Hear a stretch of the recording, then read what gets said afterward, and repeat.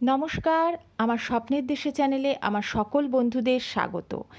আজ আমি আমার প্রথম ব্লগ নিয়ে আপনাদের সামনে চলে এসেছি। আমি এই চ্যানেলে আপনাদের সামনে তুলে ধরব মহাপুরুষের জীবনের কিছু বিশেষ ঘটনা, মজার ঘটনা, কিছু শিক্ষণীয় ঘটনা। এছাড়াও আমার চ্যানেলে থাকবে অনেক নতুন নতুন সুন্দর সুন্দর চমক। তাহলে চলুন ঠাকুর মা স্বামীজিকে আমার প্রণাম জানিয়ে আমি আজ আমার প্রথম ব্লগটি শুরু করছি। একদিন এক তরুণ বালক কলকাতা রাস্তা দিয়ে হেঁটে যাচ্ছিল। হঠাৎ সে একটা বিশাল হইচই শুনতে পেল। ব্যাপারটা কি? তারপর সে দেখতে পেল যে একখানা ঘোড়ার গাড়ি দ্রুত বেগে রাস্তা দিয়ে ছুটে যাচ্ছে। কোনো একটা কিছু থেকে ভয় পেয়ে ঘোড়াটা ছুটে পালাচ্ছিল। গাড়ির উপরে একজন ভদ্রমহিলা বসেছিলেন। এই অবস্থায় তিনি খুবই ভয় পেলেন, কারণ গাড়িটা যে কোনো মুহূর্তেই উল্টে যেতে পারত। তাকে কেউই কোনো সাহায্য করতে পারছিল না। রোমাঞ্চকর এই দৃশ্যটি দেখে ওই বালকটি বুঝতে পারল কী ঘটতে যাচ্ছে।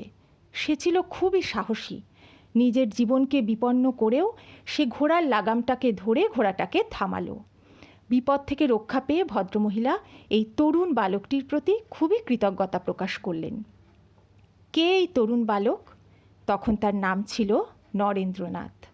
পরবর্তী জীবনে এই বালকটি হয়েছিলেন বিশ্ববিখ্যাত সন্ন্যাসী স্বামী বিবেকানন্দ। কলকাতার সিমলাপল্লীর প্রসিদ্ধ দত্ত বংশে 1863 খ্রিস্টাব্দের 12ই জানুয়ারি তারিখে স্বামী বিবেকানন্দ জন্মগ্রহণ করেছিলেন। তার বাবা ছিলেন শ্রীযুক্ত বিশ্বনাথ দত্ত, একজন নামকরা অ্যাটর্নি, আর মা ছিলেন ভুবনেশ্বরী দেবী। রূপে ও চরিত্র মাধুর্যে তিনি ছিলেন রাজরানীর মতো। নরেন শিশুকালে খুবই দুষ্টু ছিল।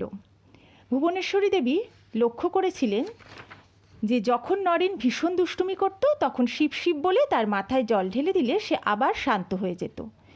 বালক নরেন তার মায়ের কাছেই নানা বিষয়ে শিক্ষা লাভ করে। নরেন শ্রী রামচন্দ্রের গল্প শুনতে খুবই ভালোবাসত।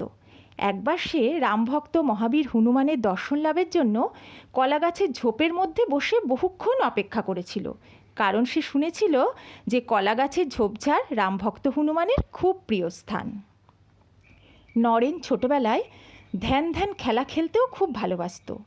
সে তার দু একজন বন্ধুকে নিয়ে কোনো নির্জন স্থানে চলে গিয়ে রাম, সীতা বা শিবের মূর্তিকে সামনে রেখে পুজো, ধ্যান ইত্যাদি করত আর ঈশ্বর সম্পর্কে চিন্তা করত।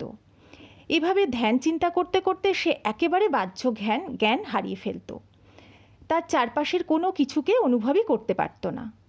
একদিন যখন সে ধ্যান করছিল তখন একটা গোখরো সাপ তার সামনে এসে পড়ল।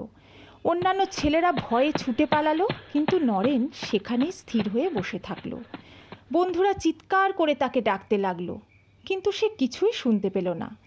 কিছুক্ষণ পরে সাপটা চলে গেল। পরে নরেনের মা বাবা তাকে জিজ্ঞেস করেছিলেন সে কেন পালিয়ে যায়নি। উত্তরে নরেন বলল, আমি সাপটার ব্যাপারে কিছুই টের পাইনি। তখন আমি এক গভীর আনন্দে মগ্ন ছিলাম। কোনো ভিখারি বা সাধু সন্ন্যাসী তাদের বাড়িতে আসলে নরেন খুব খুশি হতো।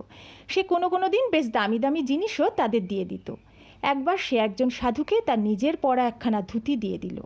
তারপর থেকে তার মা বাবা যখনই কোনো সাধু বা ভিখারি বাড়িতে আসতেন তখনই নরেনকে কোনো ঘরে বন্ধ করে রাখতেন। কিন্তু নরেন বন্ধ ঘরের ভিতর থেকে যখন জানলা দিয়ে তাদের দেখতে পেত তখন সাধু বা ভিখারিকে নানা মূল্যবান জিনিস জানলা দিয়ে ছুড়ে দিত। কখনো কখনো সে বলতো যে ভবিষ্যতে সেও একদিন একজন সাধু হবে। আগেই বলেছি যে নরেনের বাবা একজন আইনজীবী ছিলেন। বহু লোকই তার বাড়িতে দেখা করতে আসতেন। তিনি সকলকেই আদর অভ্যর্থনা করতেন এবং সেকালের প্রথা অনুযায়ী তামাক খেতে দিতেন। তার বসার ঘরে বিভিন্ন জাতের লোকের জন্য নির্দিষ্ট পৃথক পৃথক হুঁকো ছিল। কিন্তু জাতপাতের বিচার ব্যাপারটা নরেনের কাছে দুর্বোধ্য ঠেকত। কেন এক জাতির লোককে অন্য জাতির লোকের সঙ্গে একই সারিতে বসতে খেতে দেওয়া হবে না? কেন ভিন্ন ভিন্ন জাতের জন্য তামাক খাওয়ার আলাদা আলাদা হুঁকো থাকবে? সেই ঘরে মুসলমানদের জন্য পৃথক একটা হুঁকো ছিল। নরেন যদি সব হুঁকো দিয়েই তামাক খায় তাহলে তার কি হবে? তাহলে কি সেখানে একটা বিস্ফোরণ হবে? বাড়ির ছাদ কি ভেঙে পড়বে? নরেন স্থির করল সে নিজেই এটা পরীক্ষা করে দেখবে।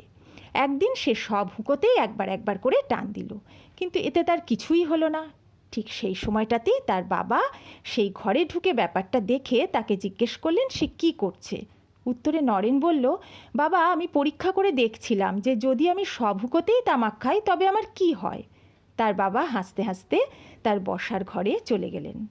আজ এই পর্যন্তই। আবার চলে আসবো এমনই কোনো মহাপুরুষের জীবন কাহিনী বা কোনো ব্লগ বা কোনো বেড়াতে যাওয়ার স্মৃতি নিয়ে। যদি আমার কোনো ভুল ত্রুটি হয়ে থাকে দয়া করে আমায় ক্ষমা করে দেবেন। সবাই ভালো থাকবেন, সুস্থ থাকবেন। এতক্ষণ আমার সাথে থাকার জন্য সবাইকে অনেক অনেক ভালোবাসা, অনেক ধন্যবাদ।